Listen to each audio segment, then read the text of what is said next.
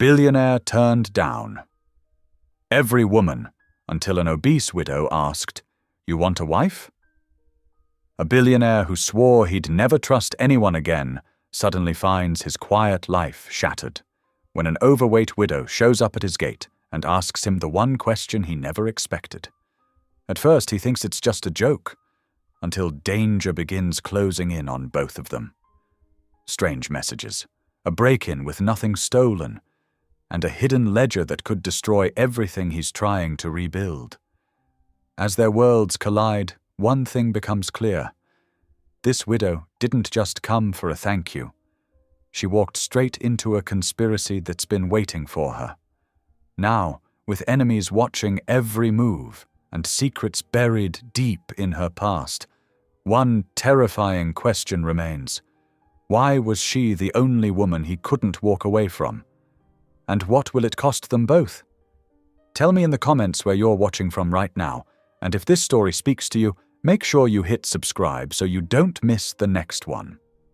The grey morning light filtered through the floor-to-ceiling windows of Jude Camden's study, casting long shadows across his mahogany desk. He sat there, as he did every morning, his fingers wrapped around a coffee mug that had long since gone cold. The steam had stopped rising minutes, or was it hours, ago, but he hadn't noticed. His eyes were fixed on the stack of case files before him, each one a reminder of his fall from grace. The television droned in the background, another news segment about his supposed crimes. Former tech billionaire Jude Camden's victims still seeking justice, the anchor announced with practiced gravity. Jude didn't bother turning it off anymore. The accusations had become white noise, as familiar as the whir of his coffee maker or the beep of his security system. He reached for another file, his movements precise and mechanical. The heavy security gates outside his estate kept the world at bay, just as he preferred it. The manicured lawns and high walls had become both his sanctuary and his prison. His phone buzzed, another message from his legal team about upcoming depositions. He ignored it, instead opening his laptop to check on his private project. The trust fund he'd established for struggling widows was his one connection to the outside world, though none of its beneficiaries knew their mysterious benefactor's identity. It was easier that way. Safer. Across town, in a small apartment that had seen better days, Josephine Clark, Jo to her friends, stared at the pink paper in her trembling hands. The word eviction seemed to pulse in bold letters, making her heart race. She sank onto her worn couch, the springs creaking under her weight. "Not again," she whispered, wiping away tears with the back of her hand. The morning light streaming through her window highlighted the dust in the air and the patches on her furniture. Everything in her apartment spoke of careful mending and making do. Jo glanced at her watch and jumped up. She was going to be late for her shift at the community center. Grabbing her oversized purse and jacket, she rushed out, barely remembering to lock her door. The drive to work was a blur of worry and mental calculations. How could she possibly make ends meet this month? The community center was already bustling when she arrived. Gloria, her closest friend and colleague, took one look at Jo's face and pulled her into the break room. "Spill it, honey," Gloria said, pushing a cup of coffee into Jo's hands. "What's got you looking like someone cancelled Christmas?" Jo pulled the crumpled eviction notice from her purse. "It came this morning. I thought I had more time, but—" Her voice cracked. Gloria's eyes widened as she read the notice. "But what about last month? Didn't you say someone helped you out?" Jo nodded, remembering the mysterious payment that had appeared just in time to save her from homelessness the previous month. "Yes, and I've been trying to figure out who it was. I need to thank them, Gloria. You don't understand. It wasn't just the money. It was hope, right when I needed it most." "Girl, I've never seen you so determined," Gloria said, studying her friend's face. "What have you found out?" Joe pulled out a notebook filled with her neat handwriting. It took some digging, but I traced the payment through 3 different companies. They're all shells, but the last one led to an address. She showed Gloria the paper. It's in Buckhead. Gloria whistled. Fancy neighborhood. You sure about this? I have to know. Joe insisted. I have to thank whoever it was. They didn't just save my home, they saved me. The rest of Joe's shift passed in a blur of activity, helping families fill out assistance forms, organizing the food pantry, and trying not to think about her own precarious situation. By the time she left, dark clouds had gathered overhead. The drive to Buckhead seemed to take forever. Rain began to fall as Joe navigated the expensive neighborhoods, her old car looking more out of place with each turn. When she finally reached the address, she sat in her car for several minutes, staring at the imposing gates. The rain was falling harder now, drumming against her car roof. Through the downpour, she could make out a massive house set back from the road, its windows gleaming like eyes in the gathering dusk. Come on, Joe, she whispered to herself. You've faced worse than this. Taking a deep breath, she grabbed her purse and stepped out into the rain. Her shoes squelched in the wet grass as she approached the gate. Her hands were shaking, but not from the cold. This moment felt bigger than herself, like standing on the edge of something life-changing. The security camera above the gate swiveled toward her. Joe gripped her purse tighter, rain running down her face, her heart pounding against her ribs. She was about to meet the person who had given her a second chance, and nothing, not the rain, not her fear, not even her own self-doubt, was going to stop her. Inside the house, Jude Camden's security system alerted him to a visitor at the gate. He frowned at the monitor, not recognizing the plus-size black woman standing in the rain. She looked determined, despite being completely drenched. His finger hovered over the intercom button as he wondered who she was and what she wanted, and why, for the first time in months, he felt an inexplicable urge to find out. The security guard's umbrella barely shielded Joe from the torrential rain as they made their way up the winding path to the main house. Her shoes, already soaked, made squelching sounds against the expensive stone walkway. The guard maintained a professional silence, but Joe could feel his sideways glances, probably wondering what business someone like her had at the Camden estate. Water trickled down the collar of her coat as she tried to maintain her dignity, though she knew she must look like a drowned cat. The mansion loomed ahead, its windows glowing warmly against the stormy twilight. Each step brought her closer to her mysterious benefactor, and her heart thundered louder than the rain. Inside, Jude Camden paced near the foyer, his usual composed demeanor slightly ruffled. He hadn't had an unexpected visitor in years, let alone one who'd managed to trace his carefully hidden charitable activities. The security feed had shown him a woman who looked completely out of place in his manicured world, yet something in her determined stance had compelled him to let her in. The heavy wooden door opened, and there she stood, rain-soaked but somehow radiant with sincerity. Jude found himself frozen, studying her face as she took in the grandeur of his home. Before he could speak, words tumbled from her lips. "Mr. Camden, I had to come thank you personally," Joe burst out, her voice warm and genuine despite her chattering teeth. "What you did for me last month, you have no idea what it meant." Then, perhaps from nerves or the absurdity of standing there dripping on his marble floor, she added with a self-deprecating laugh, "You want a wife?"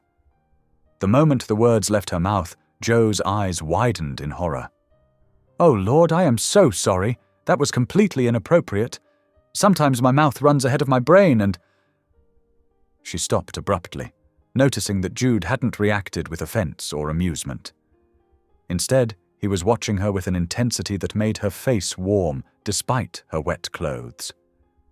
His eyes, a striking shade of grey, seemed to be taking in every detail of her presence. "Please," he said finally, his voice quieter than she'd expected. "Come into the study where it's warmer." He turned to the guard. "Thank you, James. That will be all." The study was everything Joe imagined a billionaire's sanctuary would be. Leather-bound books, rich wood paneling, and a fireplace that cast dancing shadows on the walls. Jude handed her a thick towel from a nearby cabinet, his movements precise and controlled. "How did you find me?" he asked, maintaining a careful distance. Joe patted her hair with the towel. "I work at the West Side Community Center. We help people in crisis, so I know how to follow paper trails. 3 shell companies, all leading here." She paused, then added softly, "I hope I haven't caused trouble by coming." "No," Jude replied, and something in his voice made her look up. "But I'm curious why you felt it necessary to thank me in person." "Because gratitude matters," Joe said simply. "Because you saved more than just my home. You saved my dignity. And because—" She hesitated, then continued. "Because sometimes people need to know they've made a difference." Jude turned toward the fireplace, his shoulders tense. "The donation was meant to be anonymous." "I know," Joe acknowledged. "And I won't tell anyone, but I couldn't let such kindness go unthanked. My mama raised me better than that." An uncomfortable silence fell between them. Joe noticed how Jude's hands clenched and unclenched at his sides, how his controlled exterior seemed to ripple with something deeper. "You're very different," he said finally, still facing the fire. "Different from what?" "From what I've come to expect from people." He turned back to her, his expression guarded but thoughtful. "Most want something from me." Joe smiled, and the warmth of it seemed to fill the room. "Mr. Camden, I already got what I needed. A roof over my head and hope for tomorrow. That's worth more than money." Their conversation continued, halting and awkward at times, but threaded with an unexpected honesty. Joe spoke of her work at the community center, her voice animated despite her damp clothes. Jude found himself responding to her openness with small revelations of his own, though his words came slowly, as if unused to being spoken. When James returned to escort her out, the rain had softened to a gentle patter. Jude watched from his study window as Joe's old car disappeared down the driveway, her presence leaving an echo in the usually silent house. After a solitary dinner in his massive dining room, Jude retrieved a familiar file from his desk. The papers inside were worn from repeated handling, news clippings about his fall from grace, accusations of ruthless business practices, evidence that had seemed irrefutable at the time. His fingers traced the name of the financier who had orchestrated it all, the man who had turned him into a pariah with fabricated documents and well-placed lies. But tonight, something felt different. Joe's visit had stirred something he'd thought long buried, a sense of possibility, of human connection untainted by ulterior motives. Her genuine gratitude, her unguarded manner, had cracked the protective shell he'd built around himself. The rain continued its gentle symphony against the windows as Jude picked up the visitor log from his security desk. His fingers found her name, Josephine Clark, written in James's precise handwriting.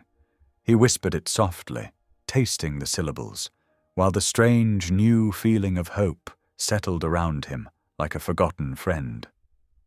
Sunlight crept through the heavy drapes of Jude Camden's bedroom, but he had been awake for hours. Sleep had eluded him, replaced by persistent thoughts of Josephine Clark's visit.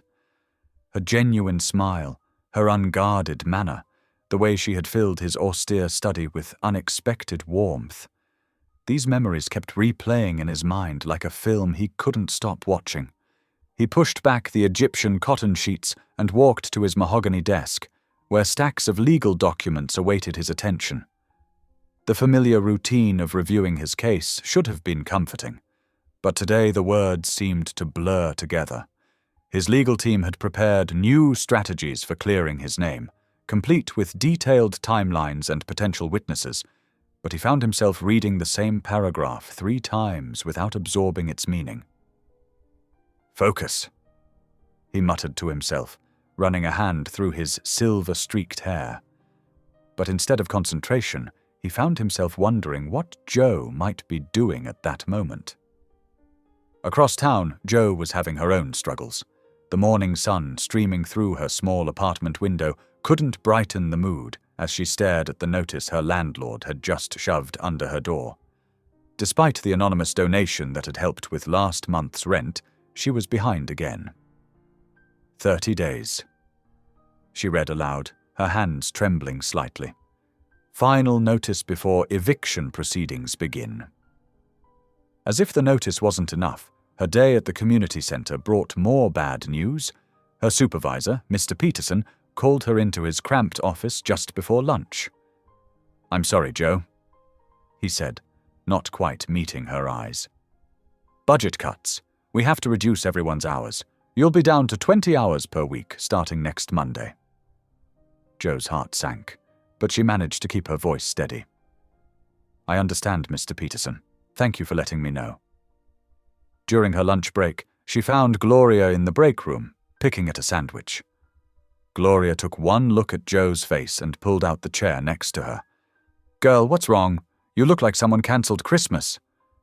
Joe sank into the chair, her shoulders slumping. "They're cutting my hours, and my landlord's breathing down my neck about the rent again."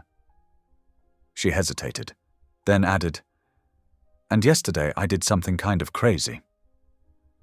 Gloria leaned forward, her eyes sparking with interest. "Spill it." "I tracked down the person who helped me with last month's rent. It was Jude Camden." Gloria's sandwich stopped halfway to her mouth. "Jude Camden, the billionaire recluse, the one they say destroyed all those small businesses?" "That's him. Except—" Joe paused, remembering his guarded expression, the loneliness that seemed to hang around him like a shadow. "He's different from what the papers say. There's something, I don't know, wounded about him." "Honey," Gloria said gently, "don't go falling for some rich man's sad eyes. That path leads nowhere good." Joe laughed, but it sounded hollow, even to her own ears. "Trust me, I'm not. I'll probably never see him again anyway." The rest of her day dragged by, each hour bringing fresh worries about bills and rent. By evening, she sat at her small kitchen table, spreading out unpaid bills like a depressing game of solitaire. The numbers refused to add up to anything but disaster. A soft scraping sound at her door made her look up. An envelope had been pushed underneath, plain white and unmarked. Thinking it might be another notice from her landlord, Joe picked it up. Inside was a photograph that made her blood run cold. It showed her own face from 5 years ago, swollen and bruised, taken during her last hospital visit before she'd finally left her abusive ex-husband. Beneath the photo was a typed message. "Stay out of his business." Joe's hands shook so badly she dropped the envelope. The room seemed to spin as memories she'd worked hard to bury came rushing back. The pain, the fear, the feeling of being trapped. She stumbled to her door, checking the lock, then double-checking it. Her breath came in short gasps as she pulled all her curtains closed. Who could have sent this? How did they get that photo? The hospital records were supposed to be private. And what did it have to do with Jude Camden? Miles away, in his mansion, Jude stood on his balcony, watching the city lights twinkle in the distance. The evening air was cool against his face as he considered what he was about to do. His lawyers would advise against it. His security team would protest. But for the first time in years, he was listening to something other than caution. He was listening to his instincts. He pulled out his phone and called his driver. "James, have the car ready at 7 o'clock tomorrow morning." He paused, then added, "We're going to West Side." The night settled around both of them. Jo in her locked apartment, jumping at every sound, and Jude in his fortress-like estate, preparing to break out of his self-imposed isolation. As the hours ticked by toward morning, neither could have guessed how their paths were about to converge again. When dawn finally broke, Jude was already dressed and waiting in his study. He watched the sun rise over Atlanta's skyline, his decision feeling more right with each passing moment. At precisely 7 o'clock, he walked to his waiting car, his steps purposeful and determined.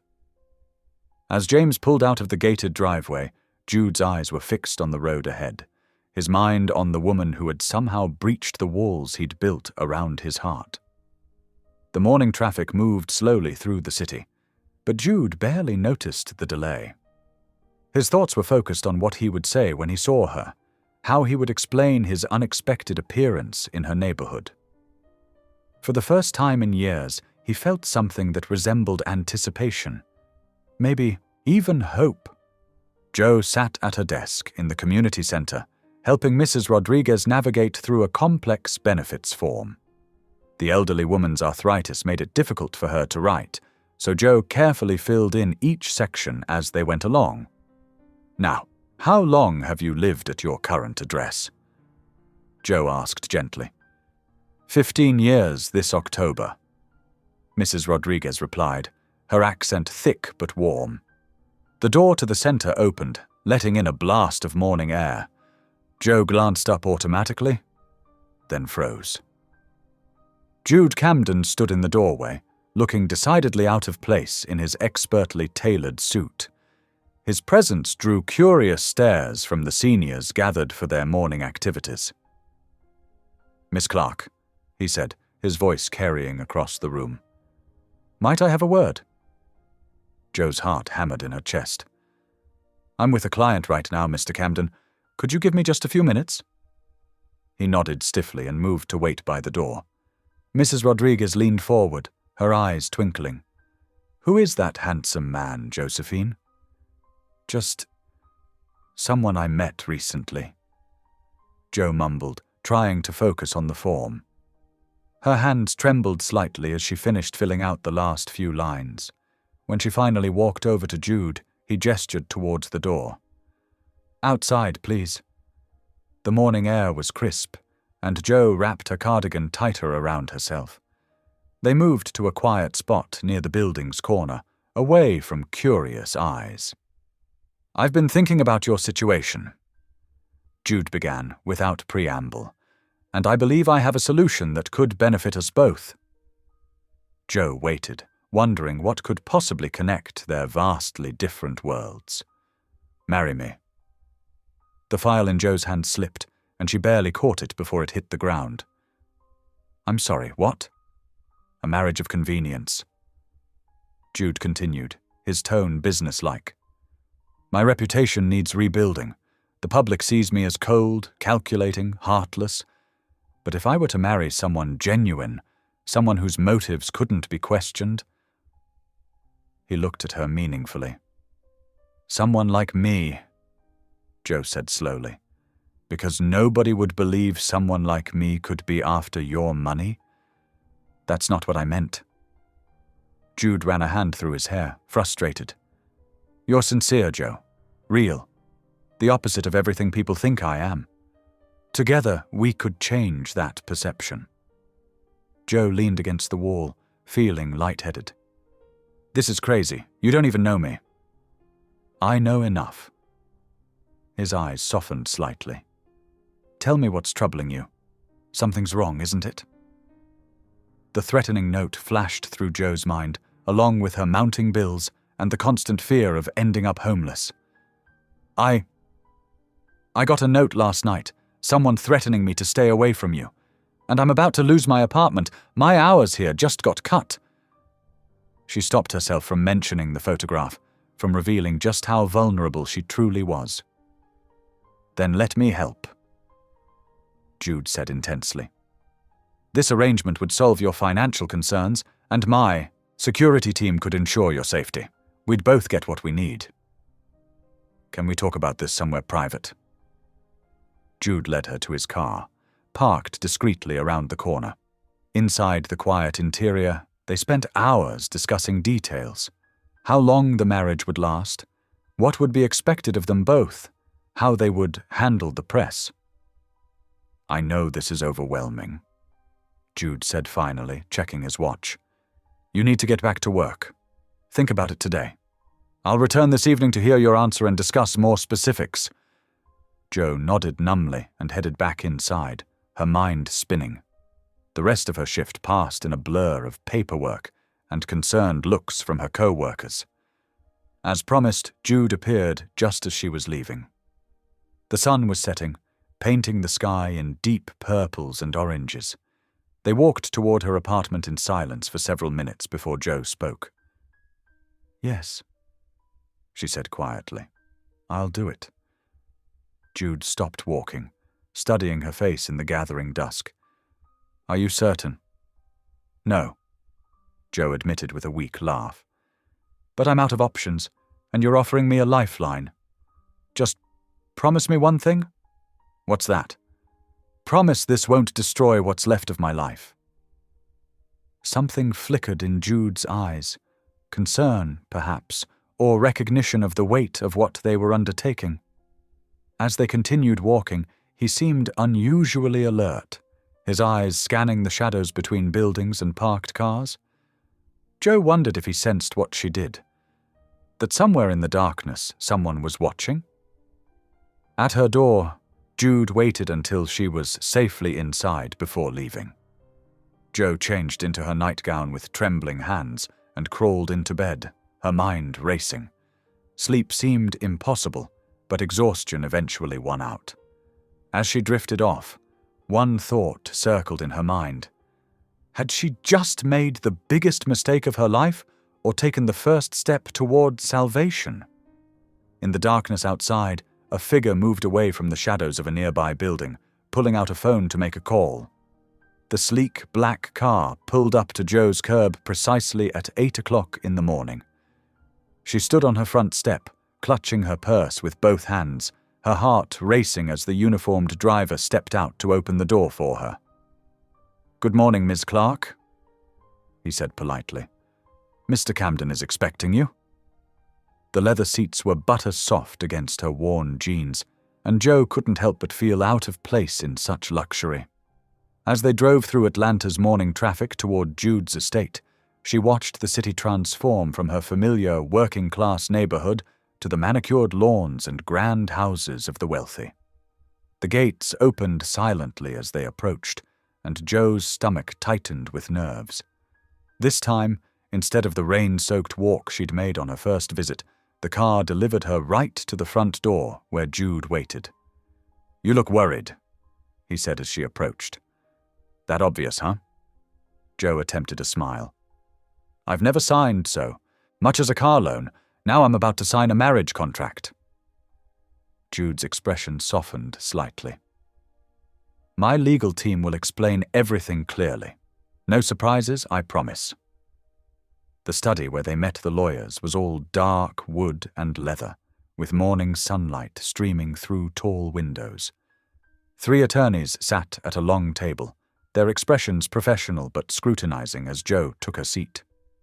"Ms. Clark," the lead attorney began, "we'll be reviewing the prenuptial agreement, timeline requirements, and media strategy.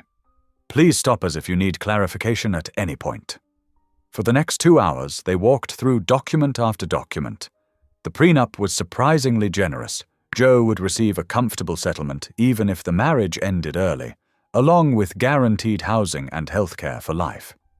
The timeline called for a small private ceremony within 2 weeks, followed by carefully orchestrated public appearances to shape their narrative. "The media will dig into your background," one lawyer warned. "We need to know everything that might surface. Past relationships, financial troubles, family history." "I understand," Jo said quietly. "I don't have much to hide. Married young, widowed young. 2 jobs, lots of bills, no criminal record." As they worked through Jude's documentation, Jo's attention was caught by a familiar name in one of the case files spread across the table.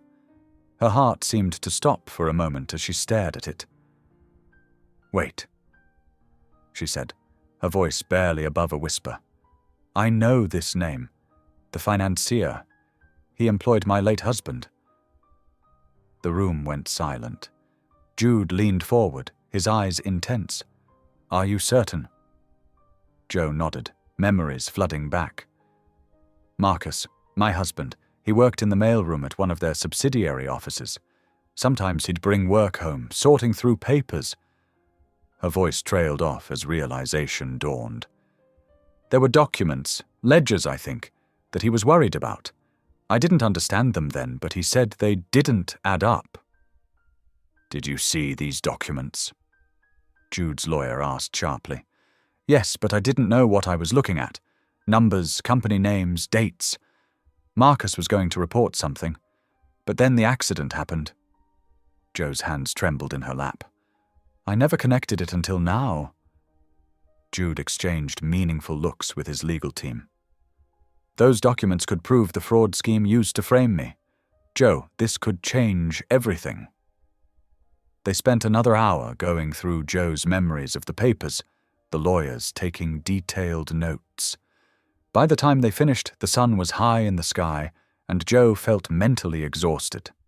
The drive home was quiet, her mind spinning with everything that had happened. But when she reached her apartment door, she knew immediately something was wrong. The lock showed tiny scratch marks, and her heart began to pound. Inside, nothing seemed obviously disturbed at first glance, but as she moved through the small space, she noticed the subtle signs, drawers slightly ajar, papers not quite as she'd left them. When she reached her bedroom, she found her old photo albums moved from their usual spot, their pages carelessly turned over as if someone had been searching for specific images. With shaking hands, Joe pulled out her phone and called Jude. "Someone's been in my apartment," she said as soon as he answered. "Nothing stolen, but they went through my photos, my personal papers." "Pack a bag," Jude said immediately, his voice tight with concern. "I'm sending the car back. You'll stay in my guest room until the wedding. It's not safe there anymore." Joe looked around her bedroom, fighting back tears as she pulled out a small suitcase. She tried to focus on just the essentials: clothes, toiletries, important documents. Through her window, she caught a glimpse of movement across the street. A man stood in the shadow of a building, watching. She quickly stepped away from the window, her hands shaking so badly she could barely zip the suitcase. The car arrived in record time, and Joe hurried out with her bag, feeling the weight of unseen eyes on her back. As they pulled away from the curb, she caught one last glimpse of her apartment in the rearview mirror, wondering if she would ever feel safe there again. In the gathering afternoon light, a dark figure remained in the shadows, watching the car disappear around the corner. The man pulled out a phone, dialed a number, and waited. "She's leaving," he said quietly. "And she's taken papers with her." The morning sun cast long shadows across the driveway as Joe arrived at Jude's estate, her small suitcase looking out of place against the mansion's grand facade. Security guards positioned themselves discreetly around the perimeter, while others monitored cameras from inside a control room. Jude met her at the door, his usual stern expression softened by what appeared to be concern. "Welcome," he said, taking her bag despite her protests. "I hope you'll be comfortable here." Joe followed him into the foyer, her footsteps echoing against marble floors. Everything seemed larger and more imposing in the daylight. Crystal chandeliers, sweeping staircases, priceless artwork on every wall. The space felt more like a museum than a home. "It's a bit overwhelming at first," Jude admitted, noticing her wide eyes. "Let me show you around." They moved through room after room, each more elaborate than the last. A formal dining room that could seat 20. A library with floor-to-ceiling shelves, a conservatory filled with tropical plants. Joe tried to take it all in, but her mind kept drifting to her tiny apartment with its mismatched furniture and warm colors. "And this will be your room," Jude said, opening a door on the second floor. Jo stepped inside and gasped. The guest suite was bigger than her entire apartment. Sunlight streamed through tall windows overlooking manicured gardens. A king-sized bed dominated one wall, while a sitting area with plush chairs occupied another corner. The attached bathroom featured marble countertops and a soaking tub she could actually fit in comfortably.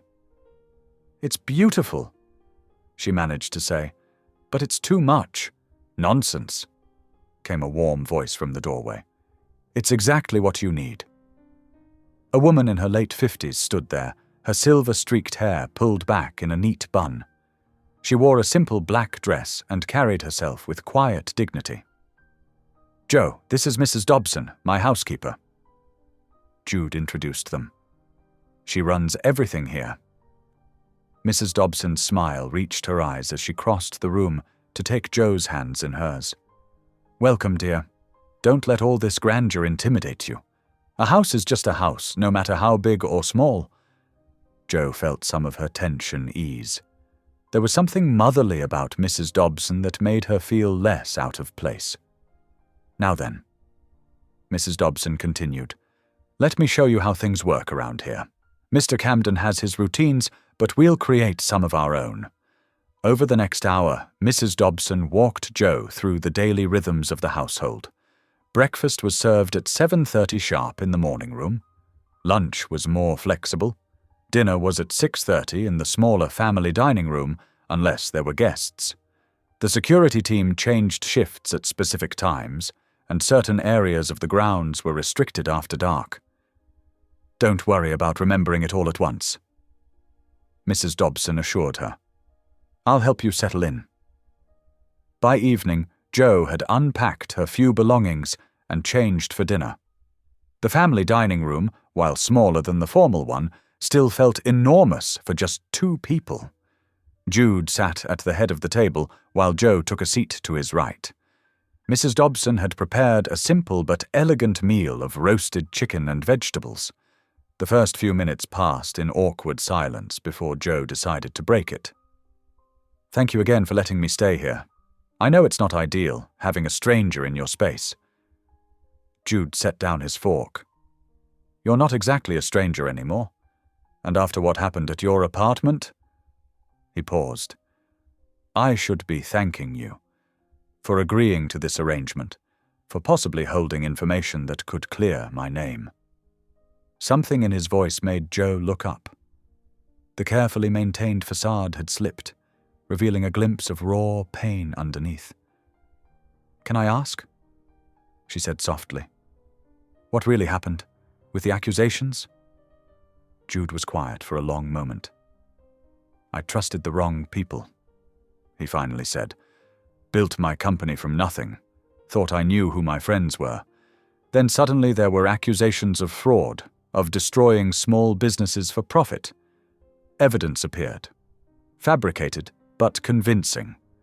By the time I realized what was happening, my reputation was destroyed. That's why you hide away here. Partly. Also because I'm tired of seeing contempt in people's eyes, of being judged by lies." He met her gaze. "Your turn. You mentioned your marriage was difficult." Jo's hands trembled slightly as she set down her glass. "Marcus, he could be charming when he wanted to be, but he had a temper. At first it was just words, then pushing, then—" She took a deep breath. "The last time I ended up in the hospital, that's when I finally left. And now someone's threatening you with photos from that time," Jude said, his voice hard. "Yes, but I won't let fear control me anymore." They finished dinner in companionable silence, both feeling somehow lighter for having shared their burdens. Later that night, Jo explored her new room more thoroughly. The bed was the softest she'd ever felt, with sheets that probably cost more than her monthly rent. A small sitting room adjoined the bedroom, perfect for reading or just thinking. Despite the luxury surrounding her, she found unexpected comfort in the quiet. She walked to the window, looking out at the illuminated gardens below. Security lights cast soft glows along the pathways, and she could see guards making their rounds. She felt safe here, even if everything else about her situation seemed surreal. In his office down the hall, Jude sat at his computer, digging through files about Marcus Clark. What he found troubled him deeply. Marcus had worked in several positions that would have given him access to sensitive documents that could prove the fraud scheme. His death in a car accident had been ruled just that, an accident. But the timing was suspicious. Jude leaned back in his chair, rubbing his tired eyes. The pieces were starting to fit together, but the picture they formed was dangerous. If Jo really had seen those documents, if she could remember enough detail to prove the conspiracy. In her room, Jo lay in the enormous bed, staring at the shadowed ceiling. Everything had changed so quickly, her life, her safety, her future. The man down the hall was still largely a mystery to her, yet she felt oddly connected to him. They were both survivors, both trying to reclaim something that had been taken from them. Jude remained at his desk, thoughts turning to the woman who had so unexpectedly entered his life. Her honesty, her resilience, her warmth. They stirred something in him he'd thought long dead. This arrangement had started as a strategic move, but it was becoming something else, something neither of them had anticipated. Both remained awake long into the night, contemplating the strange twist of fate that had brought them together, and wondering what tomorrow would bring. The morning sun filtered through the kitchen windows as Jo made her way downstairs, following the concerning smell of something burning. She found Jude standing at the stove, a look of intense concentration on his face as he prodded at what might have once been scrambled eggs. "What are you doing?" she asked, trying not to laugh. Jude turned, revealing a light dusting of flour on his expensive sweater. "Mrs. Dobson has Sundays off. I thought I'd make breakfast." He gestured helplessly at the smoking pan. "It's not going well." Jo moved beside him, gently taking the spatula from his hand. "Here, let me help before you burn down your beautiful kitchen." "I can run a billion-dollar company, but apparently scrambled eggs defeat me," he said with a self-deprecating smile. "Everyone has to start somewhere." Jo scraped the blackened eggs into the trash and pulled fresh ones from the refrigerator. "Watch and learn." For the next 15 minutes, she showed him the basics: how to crack eggs without getting shells in the bowl, the proper heat setting, when to add seasonings. Jude proved to be an attentive, if somewhat awkward student. "See? Not so hard," Jo said as they sat down with plates of properly cooked eggs and toast. "Thank you," Jude said quietly. "It's been a long time since anyone's taught me anything." The moment was interrupted by the arrival of Jude's PR team, 3 polished professionals who looked like they'd stepped out of a magazine. Jo immediately felt underdressed in her simple blouse and slacks. "Mr. Camden," the lead consultant Sarah said briskly, "we need to prepare for tomorrow's charity gala announcement. It will be your first public appearance as an engaged couple." The next few hours were grueling. They practiced how to walk together, how to answer questions about their relationship, proper posture for photos. Jo felt increasingly self-conscious as Sarah made pointed comments about her posture and gait. "Perhaps we should consider a more slimming wardrobe," Sarah suggested, eyeing Jo's curves with barely concealed disapproval. "No." Jude's voice was firm. "Jo doesn't need to change her appearance. But, sir, the media can be cruel." "The media," Jude interrupted, "will see exactly what I want them to see. A genuine, intelligent woman who accepts me for who I am, not what I own. That's our story because it's the truth." Jo blinked back unexpected tears at his defense. After the PR team left, Jude turned to her. I'm sorry about that. They mean well, but they can be intense. It's okay. They're not wrong about my needing proper clothes for events. Then let's fix that. He grabbed his keys. Come on. An hour later, they were at Atlanta's most exclusive boutique. Joe felt out of place among the pristine displays until the owner, an elegant older woman named Marina, took one look at her and said, Darling, I know exactly what will make you shine. Marina brought out dress after dress, ignoring Joe's requests for basic black in favor of rich jewel tones and dramatic cuts. When Joe hesitated over a deep emerald gown with delicate beading, Jude spoke up. Try it on, he encouraged. Stop hiding. In the dressing room, Joe stared at her reflection. The dress hugged her curves without constricting them, making her feel both powerful and beautiful. When she stepped out, Jude's expression made her blush. That's the one, he said softly. They left with several dresses, suits, and accessories. As they drove home through the city's twinkling evening lights, Joe's phone buzzed. Her hands shook as she read the text. Remember the night he broke your arm? I do. Stay away from Camden or history might repeat itself. Joe? Jude noticed her distress immediately. What's wrong?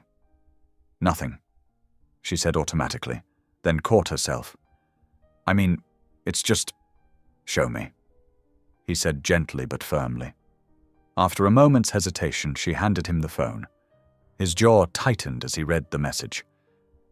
Pull over, he instructed his driver, then made several rapid phone calls to his security team. We're adding more personnel, he told her, and I want all your devices checked for tracking software. You don't have to... Yes, I do. He took her hand, surprising them both. You're not alone anymore, Joe. Whoever's threatening you will have to go through me first. Back at the estate, Joe watched from her bedroom window as Jude argued with his head of security on the back terrace. Even from a distance, she could see the intensity in his gestures, the protective anger in his stance. He was taking her safety as seriously as his own. For so long, she'd handled everything alone. The abuse, the escape, rebuilding her life. Now, watching Jude fight for her security with such passion, she felt something shift inside her.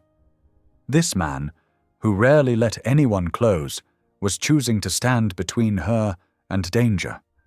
The night air carried fragments of their conversation. I don't care what it costs. Full protection detail, background checks on everyone. Joe pressed her hand against the cool window glass, realizing that what had started as an arrangement of convenience had become something else entirely. Jude wasn't just protecting his investment or his reputation anymore. He genuinely cared. The morning sun streamed through the estate's tall windows as Joe adjusted her navy blazer, a recent purchase that fit perfectly, but still felt foreign on her shoulders. Jude appeared in her doorway, already dressed in one of his impeccable suits. Ready? He asked softly. Joe nodded, though her stomach was doing flips. As I'll ever be. The drive to his lawyer's office took 20 minutes, during which Joe watched Atlanta's gleaming skyscrapers grow closer. Jude's legal team occupied the entire 42nd floor of a glass tower downtown. The elevator doors opened to reveal a reception area that probably cost more than Joe's entire apartment building. 5 lawyers waited in the conference room, their expressions ranging from professionally neutral to barely concealed skepticism. Joe recognized some of them from news coverage of Jude's case years ago. Please sit, said Marcus Wheeler, the head attorney, gesturing to the chairs. His silver hair and steel-rimmed glasses gave him an air of authority that made Joe want to shrink into herself. We need to discuss public strategy, a younger lawyer named Thompson began, sliding folders across the polished table. The press will dig deep into Ms. Clark's background. Josephine, Marcus interrupted, peering at her over his glasses. Do you fully understand what you're walking into? The media scrutiny will be intense. Every detail of your life will be examined. Joe sat straighter. I understand. Do you? This came from Caroline Peters, a sharp-featured woman at the end of the table. You'll be representing one of Atlanta's most prominent families. Your appearance, your manner of speaking, That's enough, Jude cut in, but Caroline continued. Mr. Camden, we must be realistic. The press will have a field day with... She gestured vaguely at Joe. Certain aspects of her presentation. Joe felt her face grow hot as understanding dawned. They thought she was too fat, too unpolished, too black to stand beside Jude Camden. Before anyone could speak, Jude stood, his chair scraping against the floor.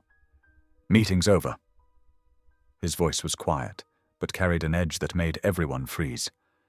Joe, let's go. Mr. Camden. Marcus began, but Jude was already guiding Joe towards the door, his hand protective at her back. They rode the elevator in silence, Joe fighting back tears while Jude fairly vibrated with anger. Instead of returning to the car, he steered them toward a small coffee shop tucked between the towering buildings.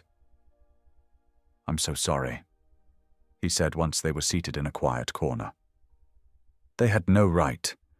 They're not wrong, Joe interrupted, wrapping her hands around her coffee cup. I'm not exactly society wife material. Look at me. Jude waited until she met his eyes. You belong exactly where you choose to be. Those lawyers, they're paid to worry about image, but you have something none of them understand, authenticity. That's why I trust you. His words warmed something inside her, and suddenly Joe wanted to trust him too. She took a deep breath. There's something I need to tell you. About those files you're looking for. Jude leaned forward, all his attention focused on her. My late husband. Before he died, he was acting strange, paranoid. One night I saw him hiding a USB drive in his desk. After everything happened, I found it. There were documents, spreadsheets full of numbers that didn't make sense to me. Investor names, missing money.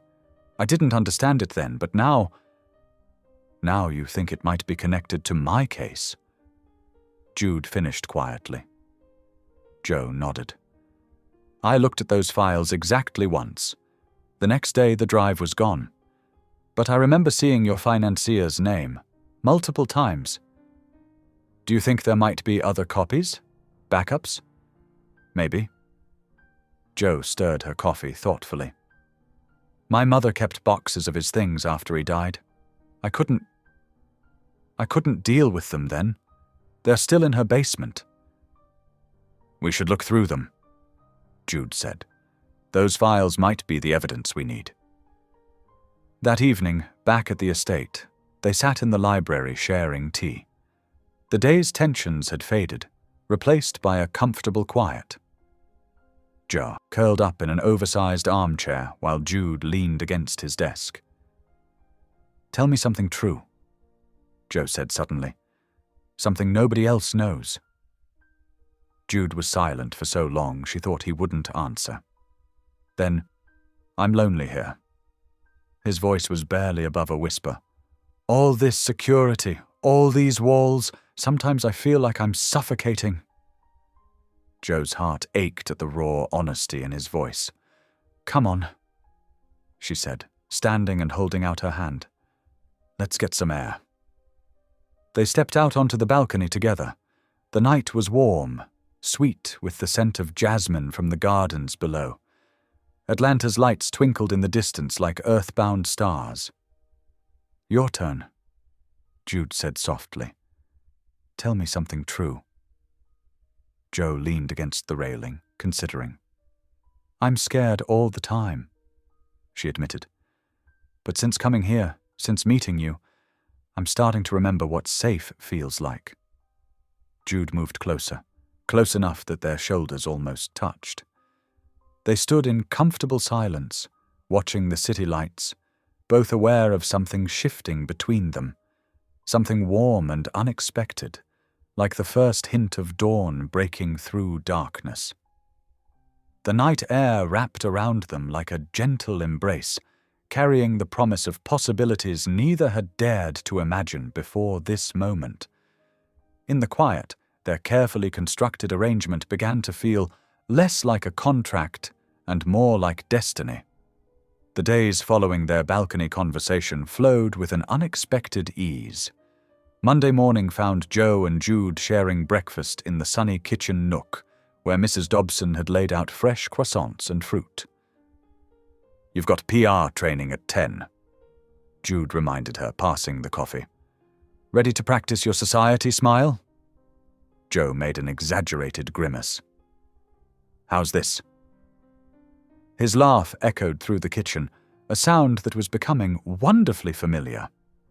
Tuesday brought a casual public outing to a local bookstore, carefully orchestrated by the PR team. Joe found herself relaxing as she and Jude browsed the shelves, discussing their favorite novels.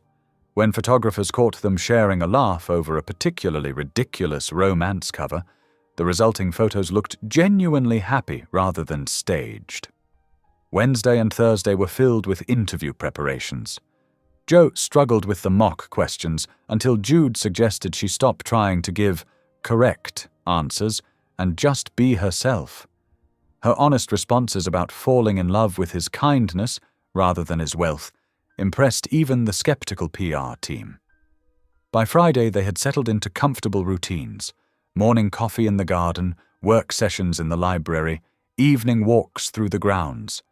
Joe discovered Jude had a dry sense of humor that matched her own, while he found himself looking forward to her commentary on everything from politics to reality TV.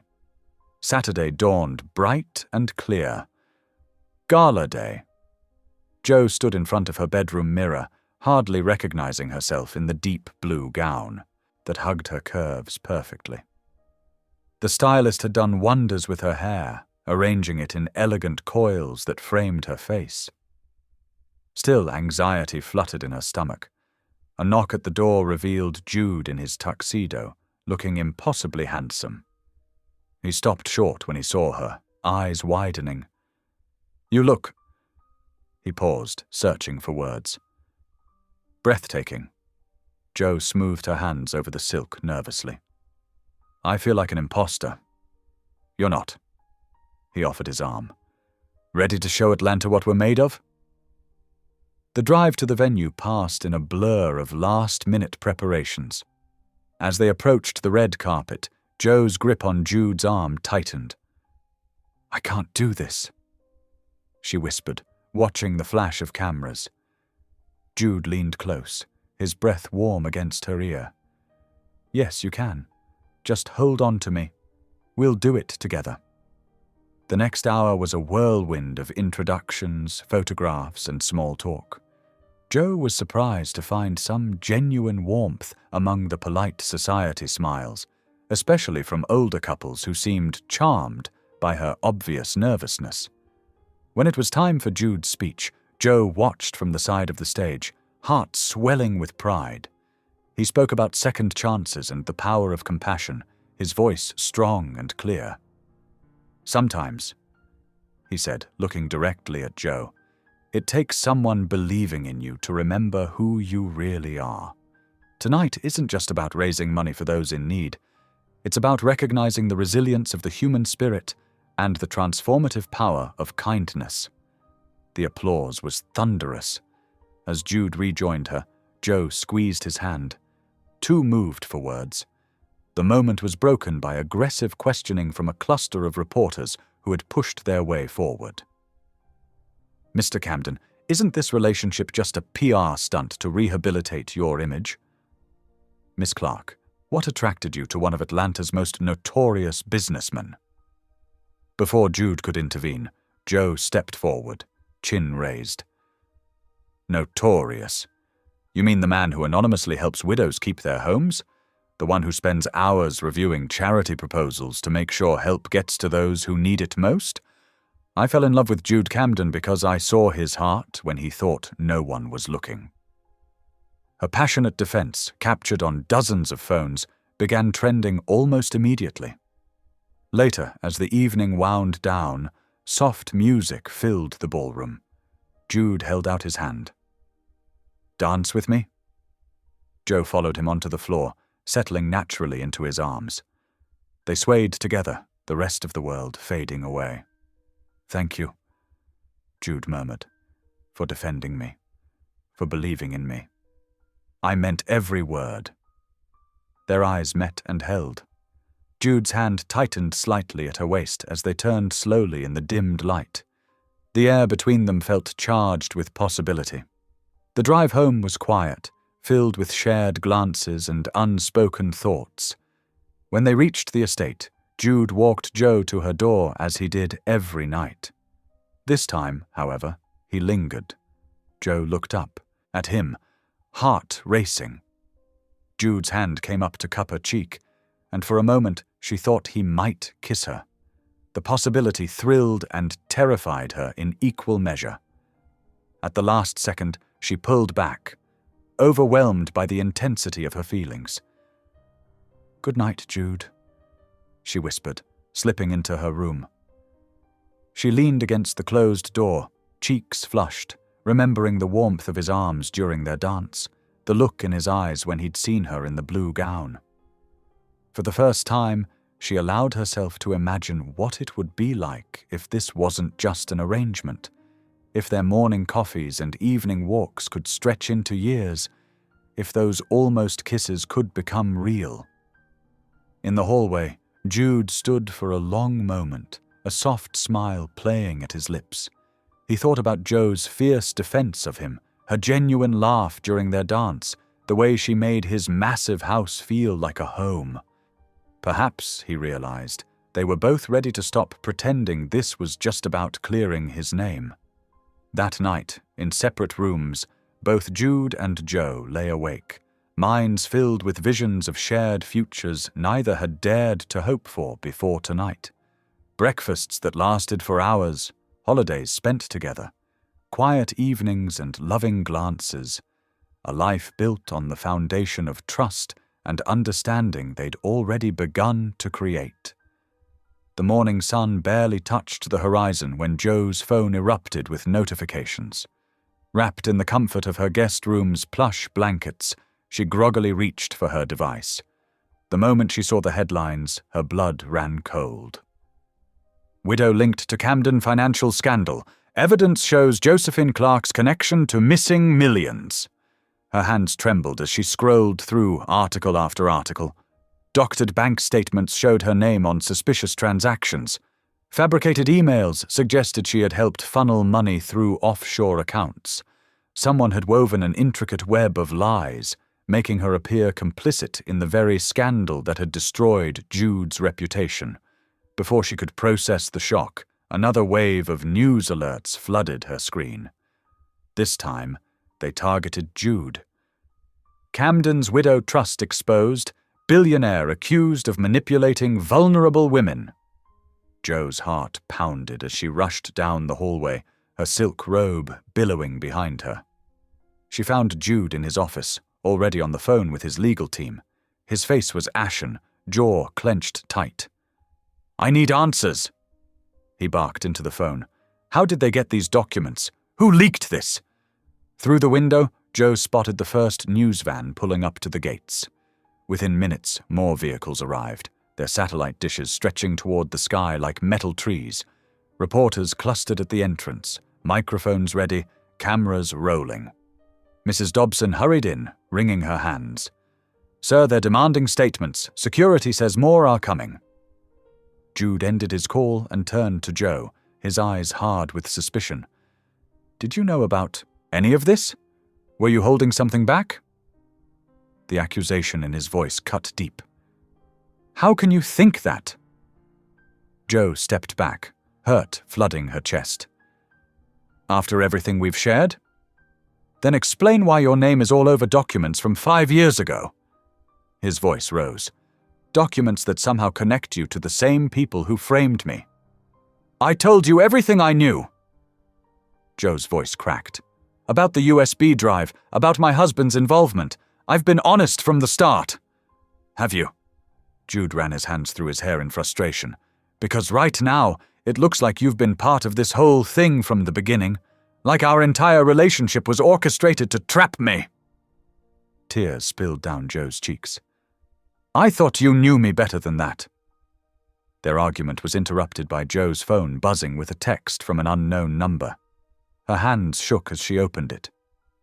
"You should have stayed away. Now everyone knows what you really are. Meet me at midnight, or the next story will be about your husband's real cause of death. You know where." Joe's knees weakened. The threat confirmed her worst fears. Her stalker was working with the financier, using her past to destroy both her and Jude. She looked at Jude, who was staring out the window at the media circus below. The man who had shown her such tenderness now seemed like a stranger, his walls firmly back in place. In that moment, Joe knew what she had to do. Slipping away to her room, she packed quickly, shoving clothes into her old duffel bag. Tears blurred her vision as she folded the beautiful blue gown from the gala, a reminder of what almost was. She left her new clothes, the gifts, anything that tied her to this brief fairy tale. The sun was setting when Joe made her way downstairs, using the service entrance to avoid the chaos at the front of the house. She could hear Jude's voice from his office, still dealing with the crisis.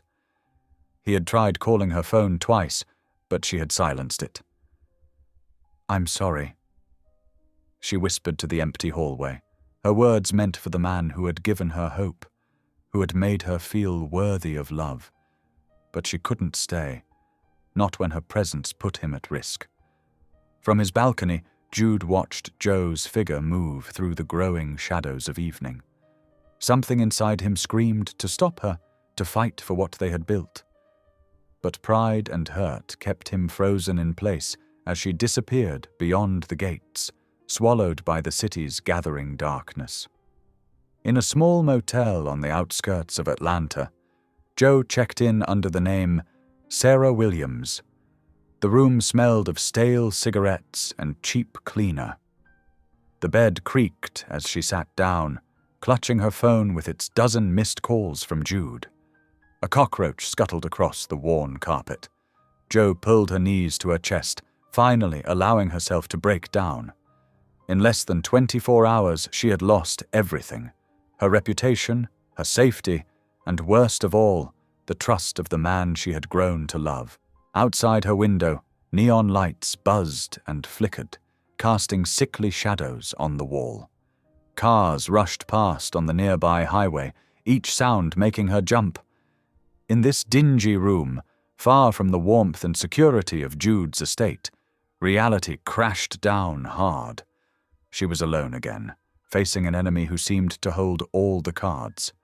The small TV mounted on the wall played muted news coverage of the scandal. Joe watched her own face flash across the screen, photos from the gala where she had been so happy, now used to paint her as a calculating conspirator. She turned it off, plunging the room into darkness, broken only by the harsh glow of the motel's exterior lights. The bed's thin mattress offered little comfort as she lay down fully clothed, too afraid to unpack, too exhausted to plan her next move. Her phone had finally fallen silent. Even Jude had stopped calling. The silence felt like abandonment, even though she had chosen this path. Sleep refused to come as memories of the past weeks tormented her. Morning coffees with Jude, walks in the garden, shared laughter over failed cooking attempts.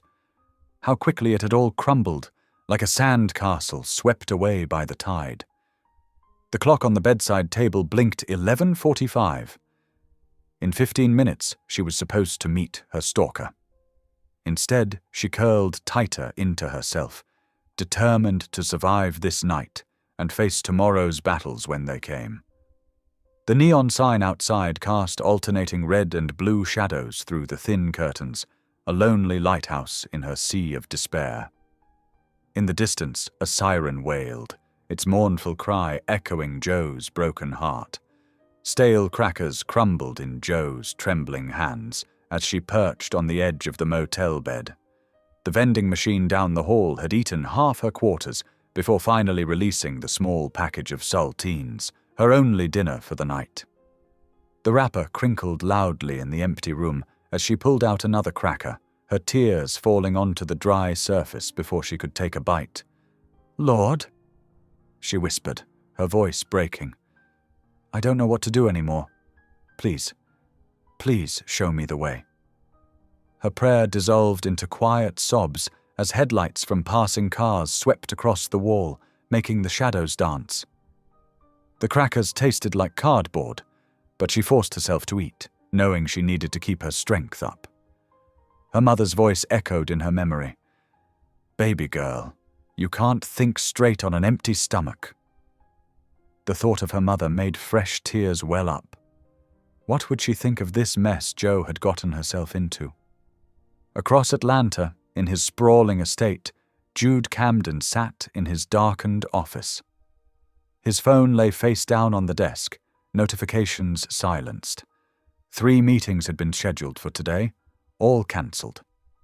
His secretary's concerned voice had crackled through the intercom twice, but he hadn't responded. The room felt colder without Joe's warmth. He could still smell her vanilla perfume lingering in the air, could still hear the echo of her laughter from just yesterday morning. How quickly everything had fallen apart. The darkness he'd been fighting for so long crept back in, familiar and suffocating. Jude picked up the blue silk scarf Joe had left draped over a chair, running the soft fabric between his fingers. The emptiness in his chest expanded until it threatened to consume him entirely. He had let her walk away.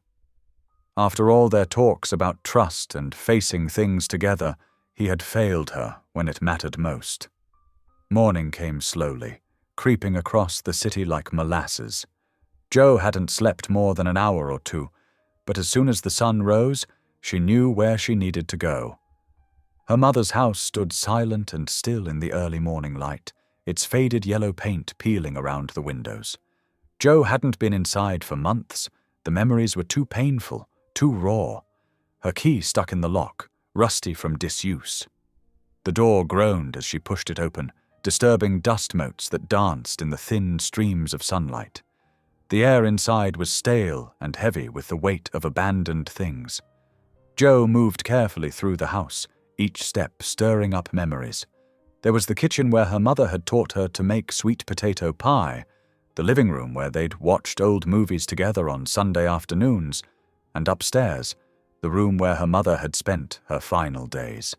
Cardboard boxes lined the walls of the spare bedroom, labeled in her mother's neat handwriting. Christmas decorations, photo albums, tax papers. Joe began methodically working through them, sneezing occasionally from the dust. Her hands trembled slightly as she opened each box, remembering how she'd packed them after the funeral, too grief-stricken to properly sort through anything. In the bottom of a box marked miscellaneous, her fingers brushed against something unexpected, a manila envelope with her late husband's distinctive scrawl across the front. Her heart stuttered in her chest as she pulled it out. The envelope was thick, sealed with clear tape that had yellowed with age. Joe's hands shook as she carefully opened it. Inside, she found exactly what she hadn't dared hope for, the missing piece of the puzzle. Page after page of ledgers, all annotated in her husband's cramped writing. Names she recognized from the news. Dates that lined up perfectly with Jude's fall from grace. Transaction records that painted a clear picture of the financier's elaborate scheme. "Oh my God!" she breathed, spreading the papers out on the dusty floor. Here was proof that the financier had orchestrated everything, using her husband as an unwitting pawn before discarding him, just as he had done to Jude. The evidence was irrefutable. She was so absorbed in the documents that at first she almost missed it, the soft creak of a floorboard behind her. Joe froze, her breath catching in her throat. That wasn't the normal settling of an old house. Someone else was there with her. Her pulse thundered in her ears as she remained perfectly still, listening. Another creak. Closer this time. The papers in her hands suddenly felt like they weighed 1,000 pounds. She wasn't alone in the house anymore, and whoever was there had managed to enter without making a sound. The sound of the floorboard creaking sent ice through Jo's veins. She turned slowly, papers clutched to her chest, and found herself face to face with a nightmare from her past. Marcus Reeves, her late husband's former associate, stood in the doorway. His thin lips curved into a cold smile that didn't reach his eyes.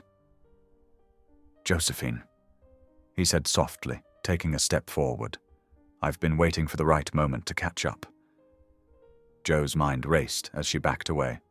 Marcus had always unnerved her, even when her husband was alive. There was something predatory in the way he moved, like a snake preparing to strike. "Stay back," she warned, her voice shakier than she wanted it to be. The documents felt heavy in her hands, precious evidence that could finally clear Jude's name. Marcus's eyes flicked to the papers. "I see you found David's little insurance policy. He was always too careful for his own good." He took another step forward. "Hand those over, and we can pretend this never happened." Instead of responding, Jo turned and ran. Her feet pounded against the old wooden floors as she bolted for the hallway. Behind her, Marcus cursed and gave chase. The house that had once been her sanctuary now felt like a maze, shadows stretching across her path in the dim morning light. She reached the stairs, but Marcus was faster. His hand caught her arm, yanking her backward with enough force to make her cry out. The papers scattered across the floor as Jo fought to break free, her heart hammering against her ribs. "Let me go!" she shouted, driving her elbow back hard. It connected with his ribs, forcing him to loosen his grip just enough. Jo wrenched away and stumbled down the hallway, ducking into her mother's old bedroom. She slammed the door shut and turned the lock just as Marcus crashed against it. "You can't hide in there forever, Josephine," he called through the wood, his voice eerily calm. "And when I get in, you'll wish you'd been smarter about this." Jo's hands shook as she pulled out her phone. She hit Jude's number, praying he wouldn't ignore her call. The door shuddered as Marcus threw his weight against it again. Jude answered on the second ring. "Jo? Jude?" she gasped out, her voice breaking. "He's here, at my mother's house. Marcus Reeves. He's trying to get in, and I found the evidence, but I can't." Another crash against the door made her jump. "I'm coming," Jude said immediately, and she could hear him moving, shouting orders to his security team. "Where exactly are you in the house?" "Upstairs bedroom, but I don't know how long the door will hold," she whispered, watching in horror as the wood began to splinter near the hinges. "Jude, I'm sorry. I'm so sorry for leaving. Stay on the phone with me," he commanded, his voice tight with worry. "We're getting in the cars now. Just hold on, Jo. Please, hold on." The door cracked ominously. Jo looked frantically around the room, her gaze landing on the window. Below it was a small overhang above the back porch, if she could just reach it. "I have to try for the window," she told Jude, moving quickly. "He's almost through the door." "Be careful," Jude urged. She could hear sirens in the background of his call. "We're 5 minutes out." Jo pushed the window open as the door gave way with a final crash. Without looking back, she climbed out onto the narrow ledge, her heart in her throat. Marcus appeared at the window, rage distorting his features. "Enough games," he snarled, reaching for her. Jo didn't hesitate. She slid down the sloped overhang and dropped to the ground, pain shooting through her ankles at the impact. Ignoring it, she ran for the old garden shed where she'd spent countless hours helping her mother tend to seedlings. The familiar hiding spot called to her like a beacon of safety. She crouched behind the weathered structure, trying to control her breathing as footsteps crunched through the overgrown grass. Marcus's shadow stretched across the ground as he prowled the yard, searching. "Come out, come out!" he called in a sing-song voice that made her skin crawl. "You're only making this harder on yourself." The sound of screeching tires cut through the morning air. "Joe!" Jude's voice rang out, deep and desperate. "Joe, where are you?" "Here," she called back, relief flooding through her as black SUVs swarmed the property. Security teams poured out, weapons drawn.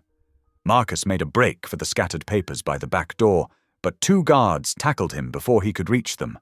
He thrashed and fought as they secured his hands behind his back, spitting curses and threats. Then Jude was there, wrapping Joe in his arms so tightly she could barely breathe. She didn't care. She clung to him just as fiercely, her whole body trembling as the adrenaline began to fade. "I thought I'd lost you," he murmured into her hair. "When you left. I'm sorry," she whispered again, pressing her face into his chest. "I was trying to protect you, but I was wrong.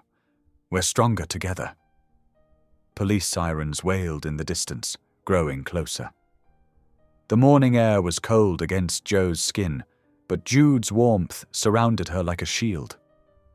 She watched as the security team collected every piece of evidence, carefully preserving what she had found. Proof that would finally set things right. Marcus glared at them as he was led to a waiting vehicle, but Joe wasn't afraid anymore. She had Jude's arms around her, his heartbeat steady against her cheek, and the truth was finally coming to light. The morning sun painted golden streaks across Atlanta's skyline as Jude's car wound its way back to his estate. Joe sat beside him in the passenger seat, her hands still trembling slightly as she clutched the folder containing the ledgers. Every few minutes, Jude would glance at her, as if reassuring himself she was really there. "I've called everyone in," he said softly, breaking the comfortable silence. "The legal team, investigators, they're waiting at the house." Joe nodded, running her fingers along the folder's edge. "I should have looked through Mom's house sooner. All this time, the evidence was just sitting there." "You couldn't have known," Jude replied, reaching over to squeeze her hand. "What matters is that you found it now." They pulled through the estate's gates, and Joe's heart clenched at the sight of the mansion. Just days ago, she'd fled this place, convinced she was protecting Jude by leaving. Now it felt like coming home. The driveway was lined with expensive cars. The legal team had already arrived. Mrs. Dobson waited at the front door, her usually stern face softening with relief when she saw Joe. "Thank heavens you're all right," the housekeeper said, pulling Joe into a tight hug. "The kitchen's stocked with fresh coffee and those pastries you like. You'll need your strength today." Inside, the formal dining room had been transformed into a makeshift war room.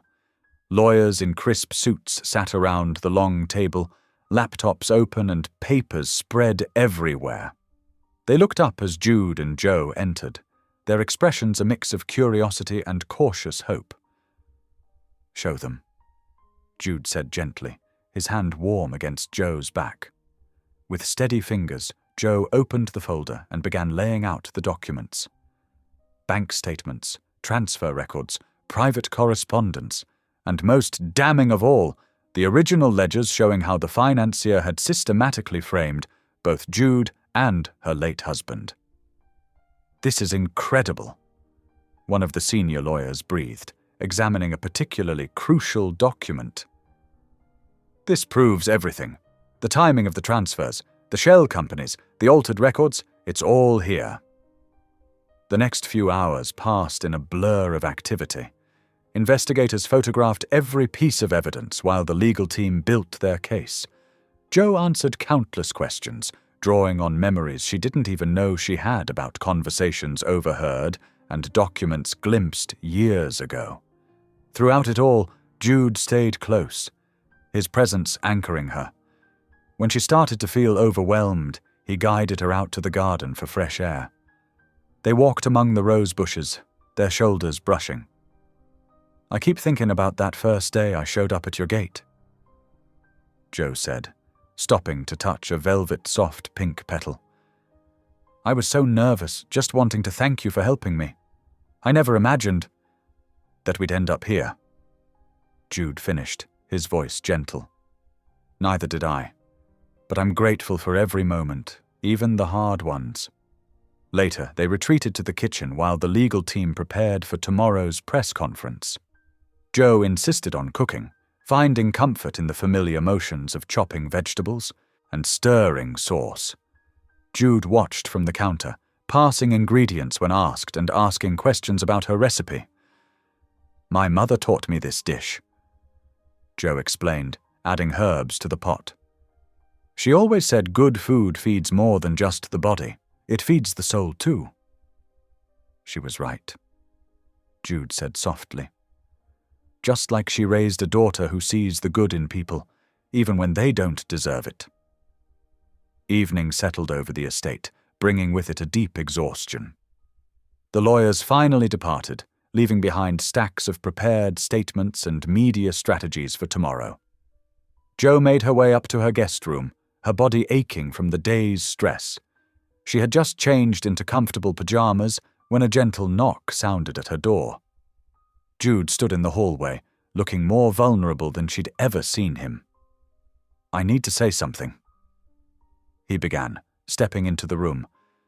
"When everything fell apart, I doubted you. Even after all we'd shared, I let old fears cloud my judgment. I'm so sorry, Jo." Tears welled in her eyes, spilling over as the emotions of the past days caught up with her. "I thought I'd never see you again," she admitted, her voice breaking. "When I left, it felt like my heart was being torn in two, but I was so scared of bringing more trouble to your door." Jude crossed the room in 2 strides, gathering her into his arms. "Never again," he promised, his words fierce with conviction. "Whatever comes next, we face it together. You will never have to carry your burdens alone again." Jo's tears soaked into his shirt as she clung to him, letting out all the fear and pain she'd been holding inside. Jude held her through it all, one hand rubbing soothing circles on her back, while the other cradled her head against his chest. When her tears finally subsided, exhaustion washed over her in waves. Jude helped her into bed, tucking the covers around her with tender care. "Sleep," he murmured, brushing a kiss against her forehead. "I'll be right down the hall if you need anything." Jo's eyes grew heavy as she watched him move to the door. Outside her window, the first hints of dawn were starting to lighten the sky.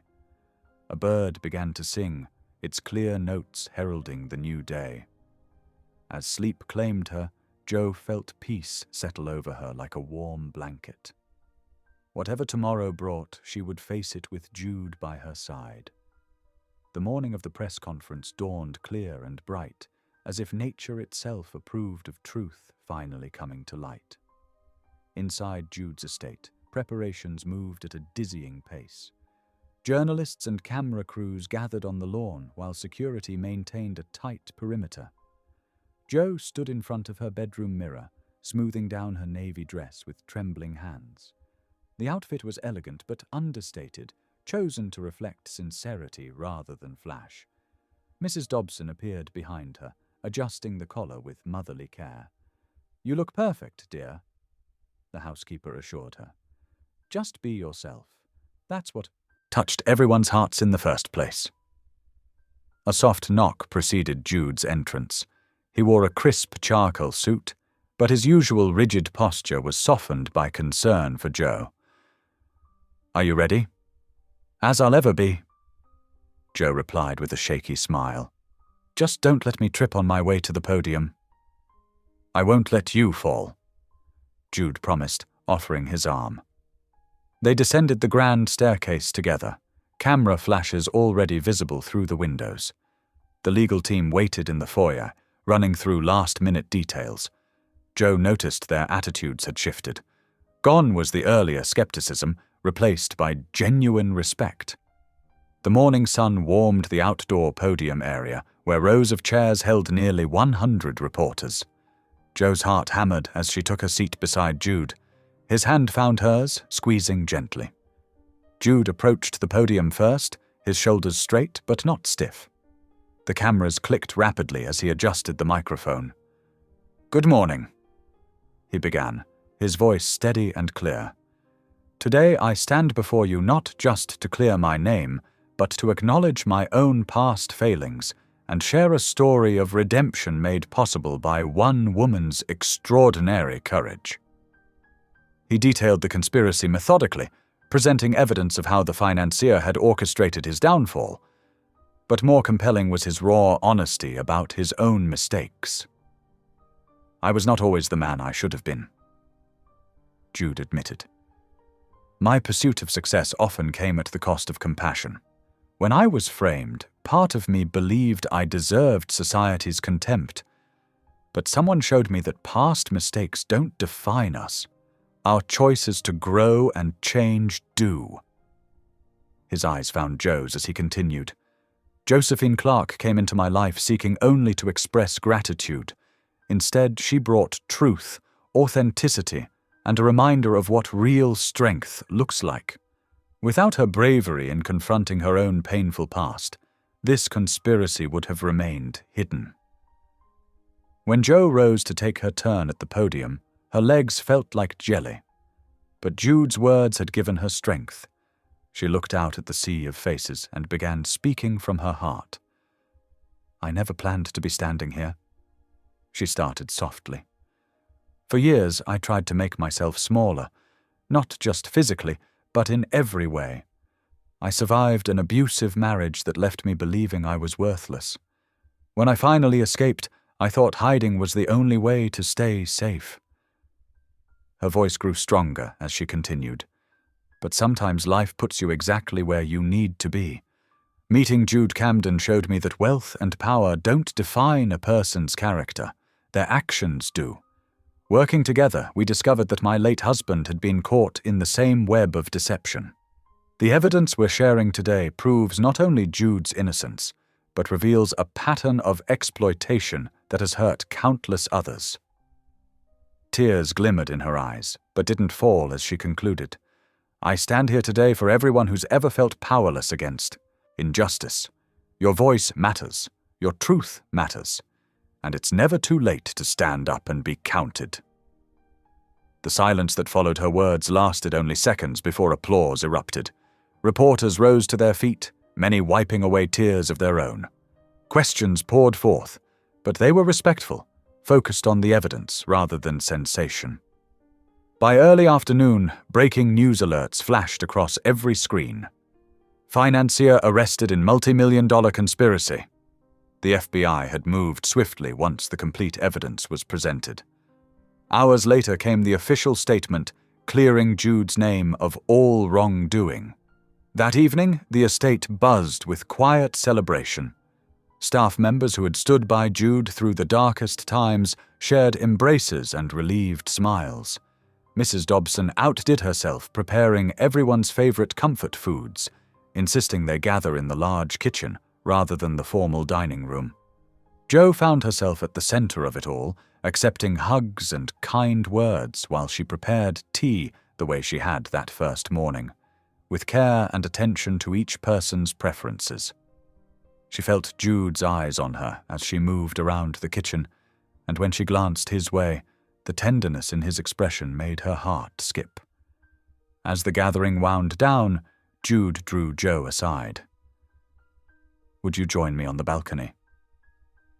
The night air was soft and sweet with early summer. City lights sparkled below them like earthbound stars, while actual stars twinkled overhead. Joe leaned against the railing, feeling peace settle over her for the first time in years.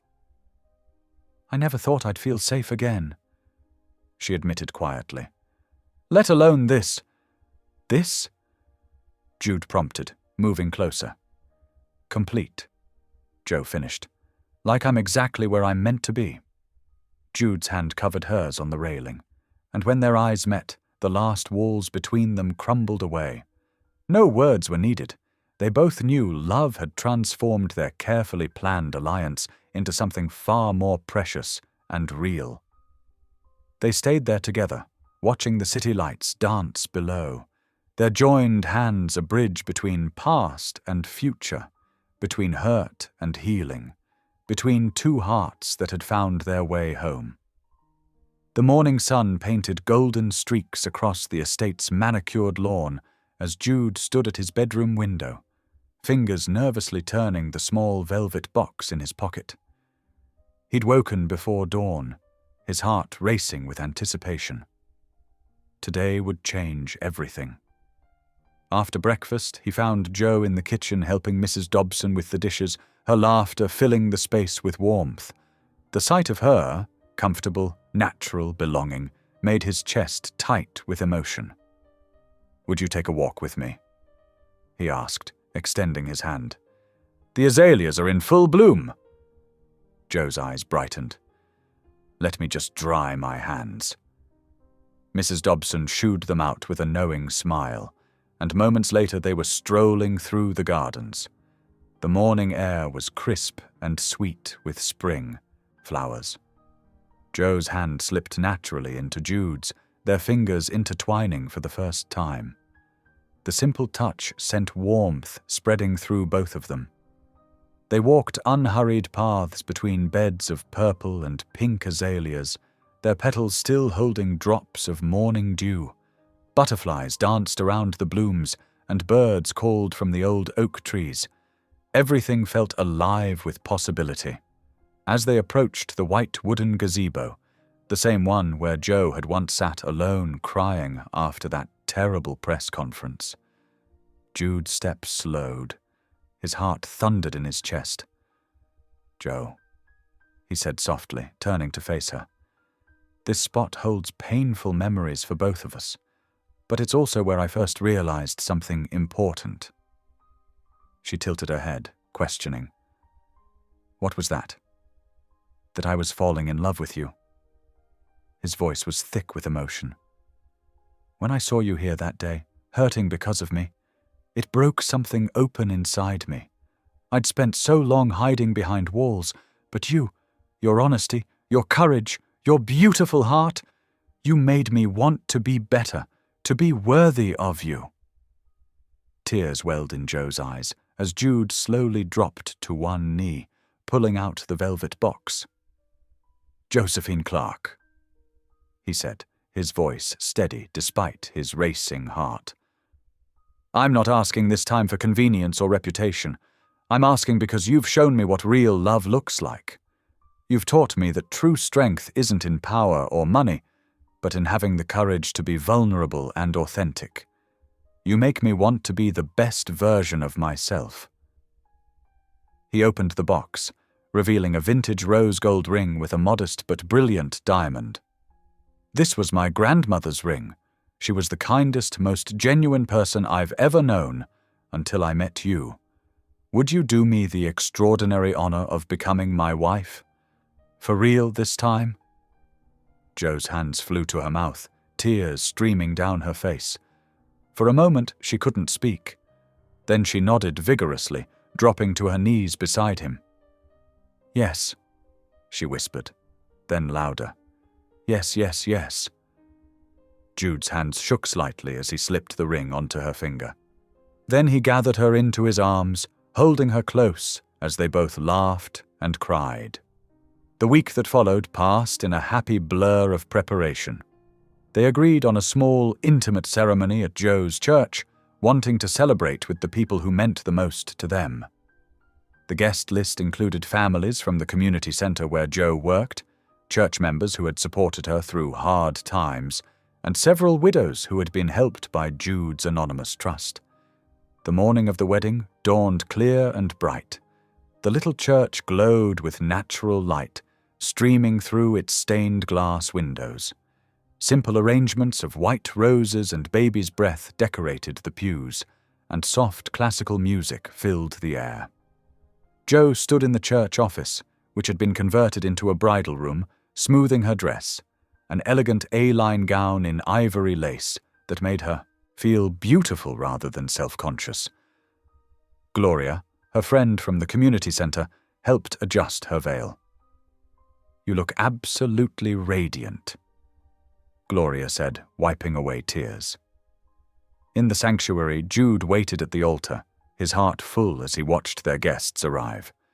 Mrs. Dobson sat in the front row, dabbing her eyes already.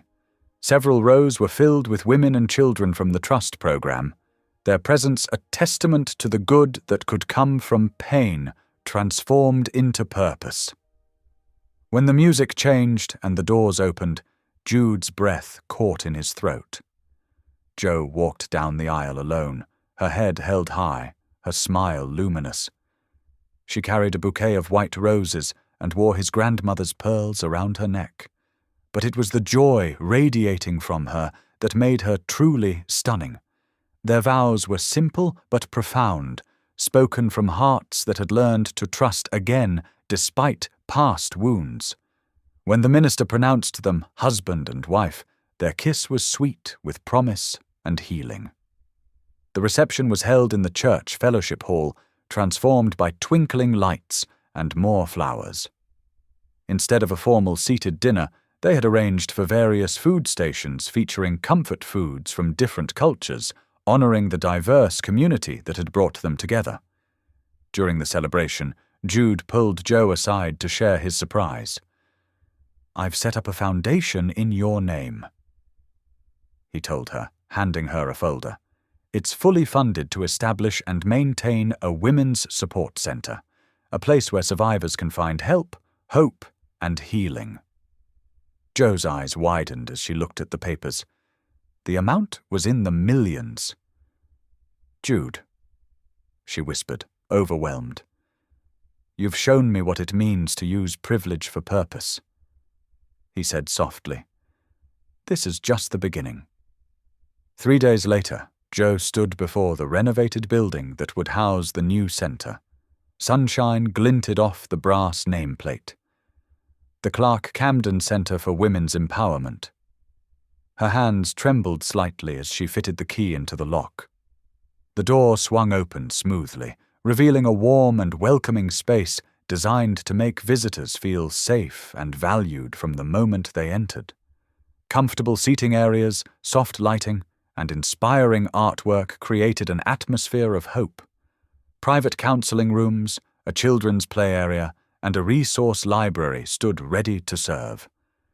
Jo's heart swelled as she walked through the rooms, touching the walls, straightening already perfect pillows.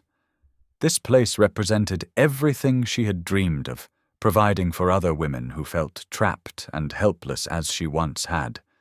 It was a testament to the power of love to heal and transform. The morning light streamed through the windows, making patterns on the freshly painted walls. Jo stood in the center of the main room, breathing in the possibility of new beginnings. She was no longer the scared woman who had arrived at Jude's gate in the rain. She was strong, loved, and ready to help others find their own path to healing. The autumn sun cast long shadows across Atlanta as life settled into a new rhythm for Jo and Jude Camden. Their days had found a comfortable pattern, mornings spent sharing coffee and newspapers, followed by purposeful work that filled them both with satisfaction. The Clark Camden Center for Women's Empowerment had become a beacon of hope in the community. Jo moved through the bright halls, greeting clients by name, her presence bringing immediate comfort to the women who sought refuge there. The center's success stories multiplied weekly, women finding jobs, leaving abusive situations, securing housing, and rebuilding their lives. Jude had returned to business, but with a transformed approach. He focused on ethical investments and community development, turning his financial expertise toward uplifting struggling neighborhoods. His reputation had been fully restored, and he'd earned a new kind of respect, not for his wealth, but for his integrity. On this particular evening, they sat together in their living room for an exclusive interview with Sarah Chen, a respected journalist from the Atlanta Journal-Constitution. The setting was intimate, with warm lamplight casting a gentle glow across their faces. Jo wore a deep purple dress that complemented her skin tone perfectly, while Jude looked relaxed in a casual blazer. "Mr. Camden," Sarah began, her recorder placed carefully on the coffee table between them. "You were famously reclusive after the scandal. You turned down countless social invitations and, according to several sources, rejected numerous potential relationships. What changed with Joe?" Jude's face softened as he looked at his wife. His hand found hers naturally, their fingers intertwining with familiar ease.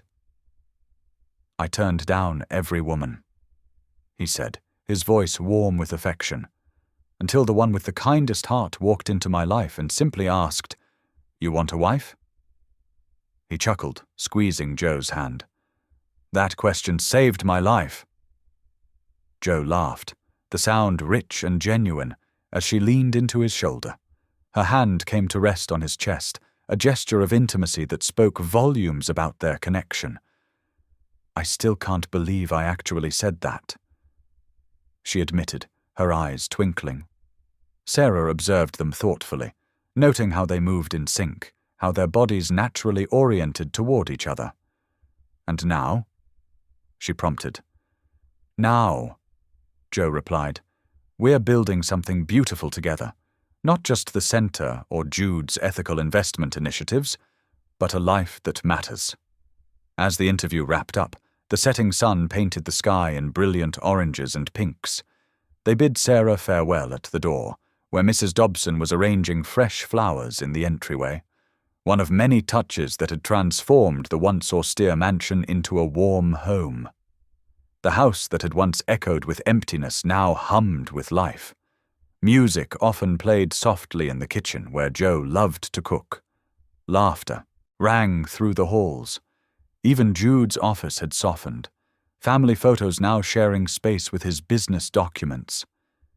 They made their way to the balcony, their special place where so many important moments had unfolded. The city of Atlanta spread before them, a tapestry of twinkling lights coming alive as darkness fell.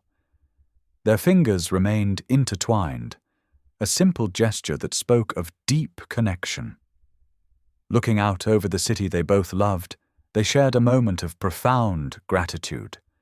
They had found in each other not just love, but healing, purpose, and the chance to make a real difference in the world. Second chances had given them both new life, transforming past pain into present joy. The lights of Atlanta shimmered below them, each one representing a story, a life, a possibility. And there they stood together, two souls who had found in each other exactly what they needed to become their best selves. Thank you for being here. If something in this story stayed with you, I'd love to see you again. Subscribe, and tomorrow I'll bring you another story crafted with heart.